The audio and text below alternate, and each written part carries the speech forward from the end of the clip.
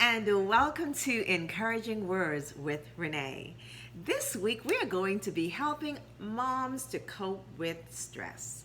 Now, who has not experienced some type of stress in their life? I'm sure we all have. I think even the dads can raise their hands on that one.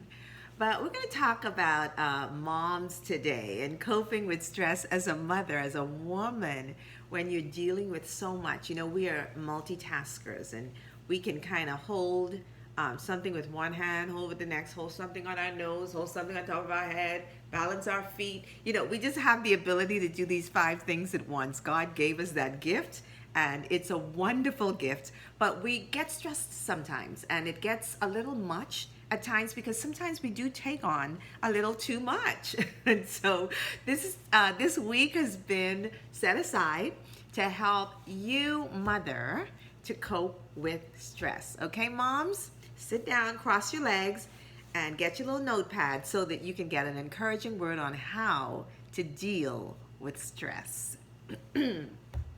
Now, we know that children bring joy, they bring love, they bring countless gifts into our lives. And there's no deeper bond than that between a mother and a child. Very deep bond. However, with the commitment to nurture another human being from infancy to adulthood and beyond sometimes comes an additional load of stress. And the stress that comes with motherhood can be significant. It really can. So while each mother may face unique stresses, many demands of motherhood and the stresses experienced, they're universal. A high percentage of mothers feel stress in the following areas: in time, how they give their time, how they spend their time, with the demands placed on them. They feel stressed in their finances. They are stressed in their relationships. They are stressed with protective instincts. You know, we have those mother-like instincts. They're on the inside. We're born with them. They're innate, you know, and so that can bring stress sometimes. Sometimes we're stressed because of self-doubt. We don't think we can do, you know, as much as God knows we can. Let me put it that way. And sometimes we get stressed because we don't get enough time alone. And so those are areas where we tend to feel stress. And there may be others, but they're just the ones that I thought of. And so I want to talk about those few areas that stress us out on a daily basis, basically. First, time demands. We're stressed out with time, with all the care and nurturing that children require, as well as the additional demands of extra people in the household.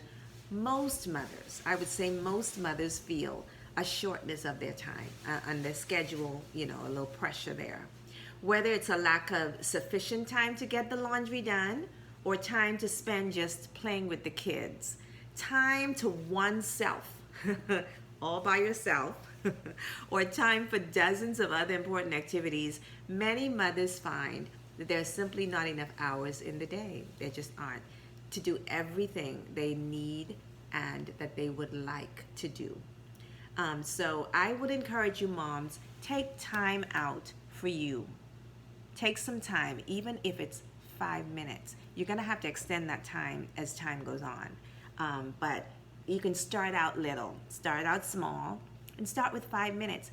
Take a 5-minute break. Open the door, walk outside, look into the sky, look at a tree, listen to the birds sing, sit on your lawn chair. What else? Pick a flower, pick a fresh flower and just smell it. Do something, but just get away for 5 minutes. It's your time. You deserve it. So do that. Number 2, finances. Whether using daycare or if you use a nanny or you're surrendering a full-time income to stay at home, which a lot of moms are doing these days, caring for children is expensive. We all know that. Between the clothes and the hair and the shoes, it adds up. It all adds up. And as they grow into new clothes and new activities and eventually they go off to college, each child can pose a strain on the family's budget. And that's just a fact. Because while children are more than the worth of expense, parents do tend to face greater financial stress when it comes to their children. It's a lot because let's say Mary is interested in soccer. You have a soccer uniform you have to buy and a soccer ball. Sue is interested in volleyball. You got a uniform and a ball to buy. Johnny's interested in football. You know, there are fees attached to these things. There's driving the kids back and forth to the games. There's rehearsals. There's snacks. It adds up. And so finances can become, almost a big ball rolling towards you and knocking you out like like you're in a bowling alley, and you don't want that. So try to keep your finances intact. Try to keep them under control. Try to find some free programs in your community at the YMCA maybe, or on the school's team where maybe that the uniforms are sponsored. But try to keep your finances intact because it can be stressful with your kids and finances. And that's not even adding in the household finances and then your needs. You might want a pampering day. So you want to have a few bucks on the side for that too. So be sure that your finances don't overstress you. That's really important. Number 3, we're going to talk about the relationship demands. As mothers invest the necessary time into their relationships with their children, sometimes other relationships take a back seat, especially when children are young and they need more attention. Mothers of young children often feel torn between meeting the needs of their little one and still having the energy for stimulating conversation. Those days when they come and they just plop next to you and they just, can we talk? And you just kind of want to stop what you're doing and hear what they have to say. Those little bodies have a lot going on in those little minds. And so you kind of want to give them your attention. And as they get older and they become teenagers and they block you out a lot. So whenever they come to you and they want conversation, you want to, yeah, what do you have to say? Yeah. And so that's important that we make time for our kids. So the relationship demands are great when it comes to children. So we need to make time for them. Make time. So that's going to entail juggling a few things. Maybe you were cooking dinner at the time when they wanted to talk. Put that stove on low. Use a slow cooker. Turn it off. Do whatever it takes, but give them your time because those days aren't coming back. When they're past, they're gone. So moms, give your children your time. And time demands can be a lot, but don't let it be an over stressor for you. Don't let it. Just take it in strides, Just put the meal aside for a few minutes. If you're exercising, take a break for a few minutes to catch your breath. If you're sitting down talking to your husband, say, honey, give me a couple minutes. I need to talk to my child. And it really makes a difference in their lives. They feel important, they feel loved, and then it lessens your stress. Trust me. If you know what's going on in their life, you're not as stressed. Next, protective instincts. Oh, we have them, don't we? I can see the light bulb going on in so many of your heads out there. We're charged with the responsibility to care for a vulnerable young soul and to nurture this sweet life to adulthood, aren't we? We are. Many of us feel as mothers the world to be more perilous place than it once seemed, and it is. It is more perilous. It's not the same. Things have changed. And so from the days when toddlers are climbing the walls and putting everything in their mouths to the days when teens are driving the car without us. Scary. And preparing for college, there's a multitude of dangers our children face, and therefore the stresses that a mother's face.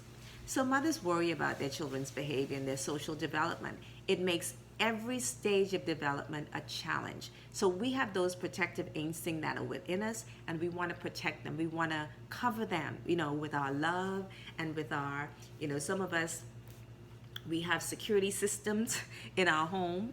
We have alarms in our car because we want to protect our kids. We have I know that there's a little GPS thing that you can put in your teen's car so you can make sure they're driving safe and you can know where all they went. I know, did I spill all the secrets? I'm sorry. But we have this protective instinct. And so moms, don't be stressed over the little things. God's got them, He does. I know you've got that protective instinct, but God is a watcher. He watches all. He has an all-seeing eye, and He can protect them even better than you. The next one is self-doubt.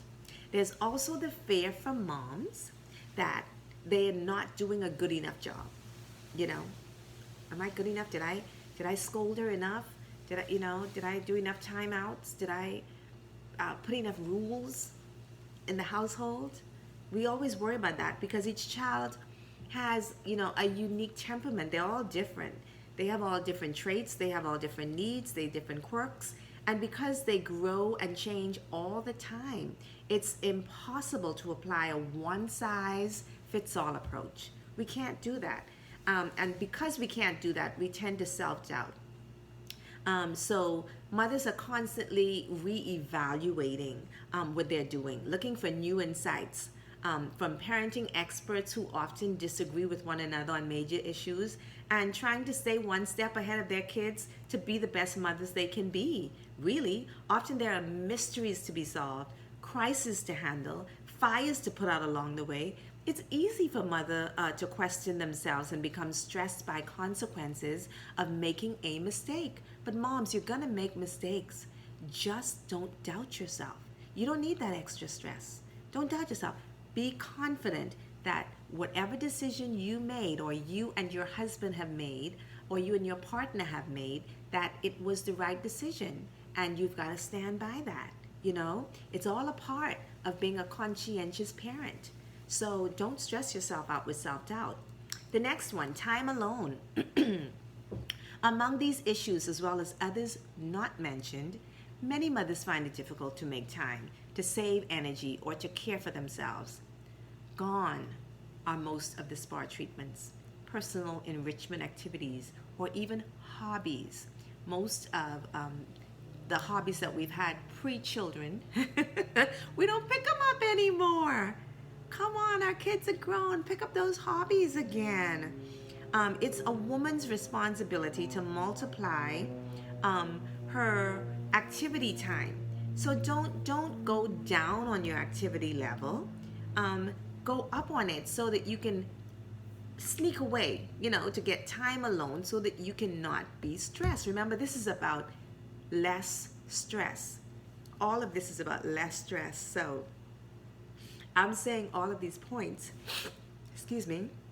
because we need to know that there's more to life than just being worried all the time. So spend some time alone. Sadly, many of us need this time to be alone, to reflect, to explore, write a journal, to take care of ourselves. We need to put ourselves in the position where we are mentally capable of caring for somebody else. And the only way you can do that is if you take a mental break. Take a break. Give yourself a break. Moms, listen. If you do these couple things that I say to you, if you not worry about time, if you not worry about finances, if you spend time alone, if you don't worry about the relationship demands, if you don't worry about being so protective all the time and self-doubt, you will be a better parent. You'll be a better and a happier person to be around. So even with a clear game plan in mind, raising kids probably is one of life's richest challenges. It's not uncommon for a mother particularly to feel overwhelmed by the complexity of her paternal assignment. In many homes, she is the primary protector for each child's health, their education, their intellect, their personality, their character, and emotional stability. As such, she must serve as a physician, sometimes as a nurse, a psychologist. She has to be a teacher, a minister, a cook, and a policeman. Since in many cases, she is with the children longer each day than her husband or her partner, she is the chief disciplinarian and main giver of security and love. So the reality is that she and her household will not know whether or not she is handling these matters properly until it's too late to change her mythology. Furthermore, a mom's responsibility extends far beyond her children. She must also meet her obligations to her husband. Then you've got the church, if she's heavily involved in church, her relatives, you've got her friends, and oftentimes her employer if she's a working mom. So each of these areas demand her best effort. She can't give half in any of those areas. She has to give her best effort. And the conscientious mother often finds herself racing through the day in a breathless attempt to do everything. You know, I I find when women try to be all things to all people, they fall short somewhere. And so I'm saying to you, moms, don't try to do it all. But whatever you do, be the best you can be in those small, few areas. Instead of taking on the masses, just take on the crowd. You see the difference? Masses, crowd, there's a big number difference. You can handle a number like 3, but you probably can't handle a number like 12 all in one day. So handle what you can handle. Most healthy individuals can tolerate encircling pressures as long as responsibility can be kept under control. Hard work and diligence are personally rewarding, provided anxiety and frustration are kept at a minimum. So, however great self-control is needed when a threatening problem develops in one of those critical areas, moms, you need to know that the pressures are going to come, but you have to be able to tolerate them. You have to be able to handle them so that you don't break under the pressure.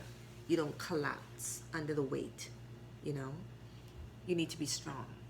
So that is, if a child becomes very ill, this is just an example, marital problems erupt, or mom is unjustly criticized, then the other routine tasks become more difficult for her to accomplish.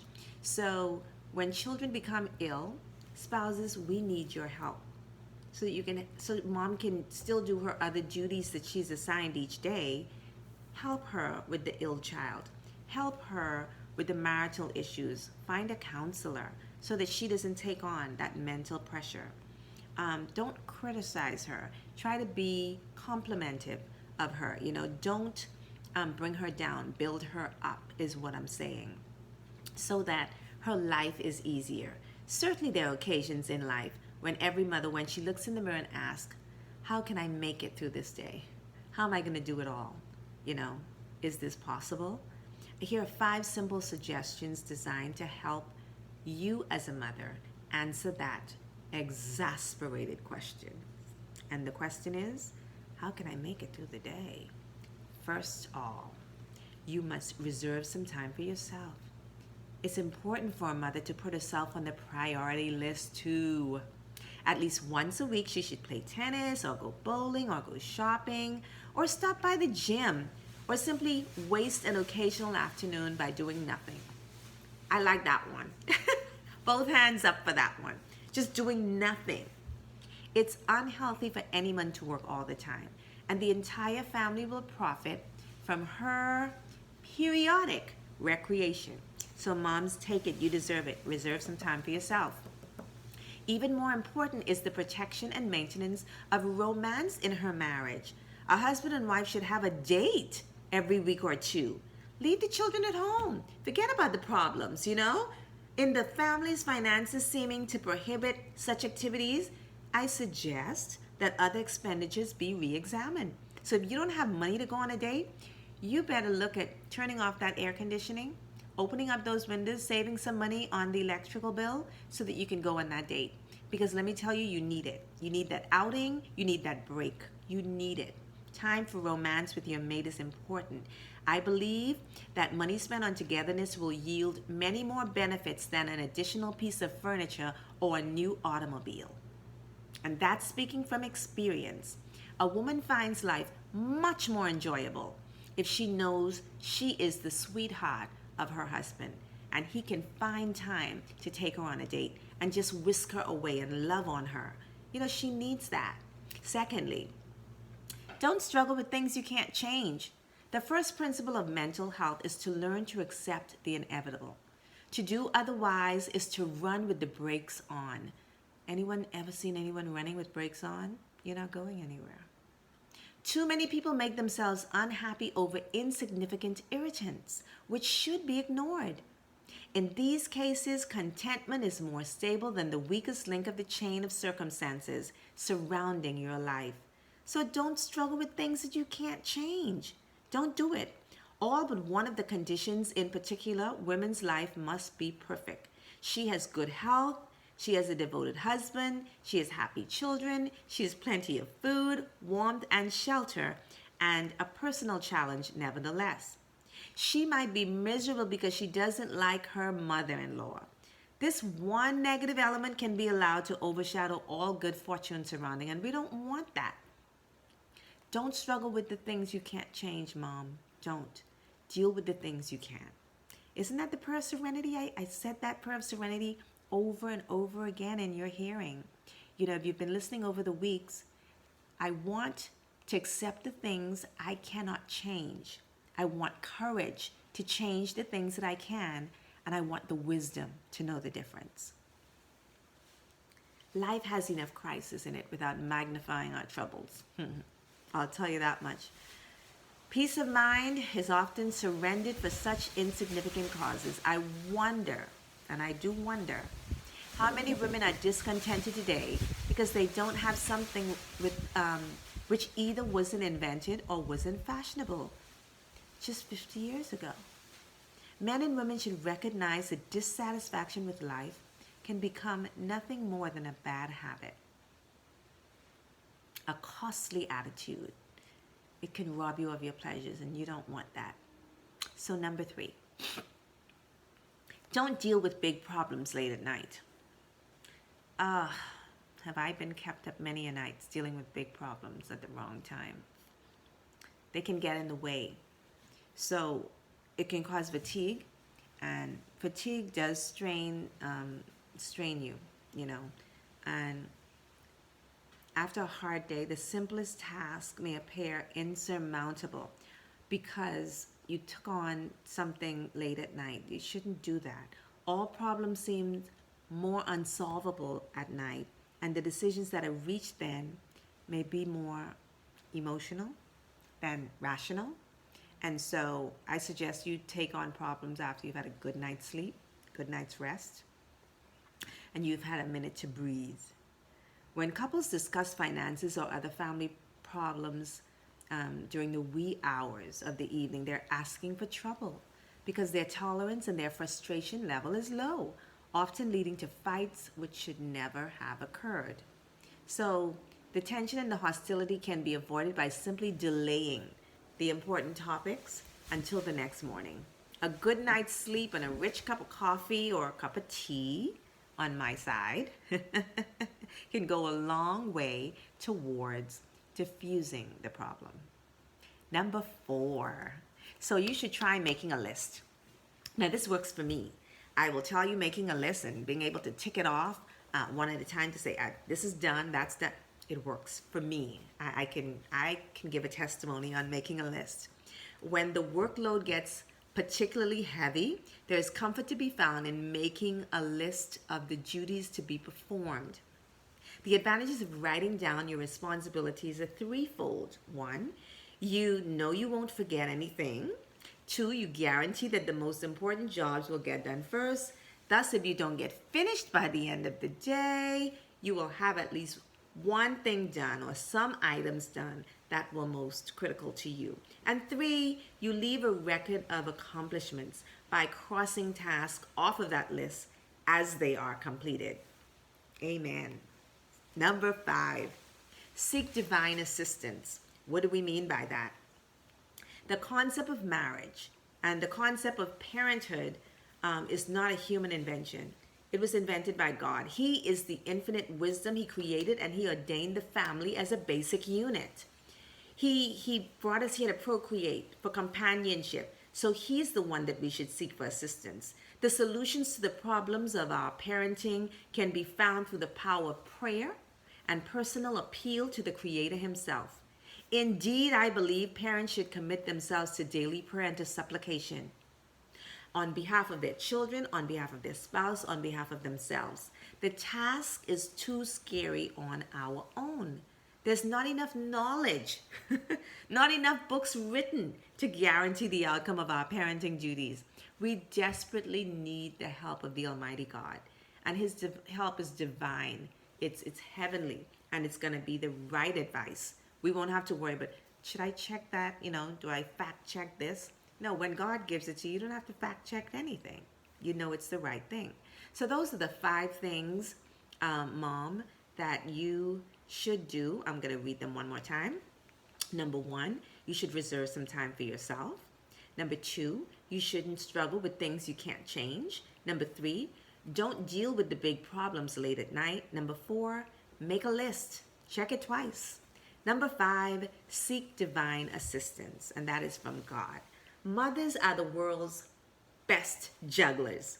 Family, work, money, they seem to do it all. However, all that responsibility can often leave moms feeling outstretched and stretched out and stressed out. We don't want that. So we want to encourage you, moms, take it easy. Take one day at a time. This is your time. Use it wisely. We'll see you next week. God bless you.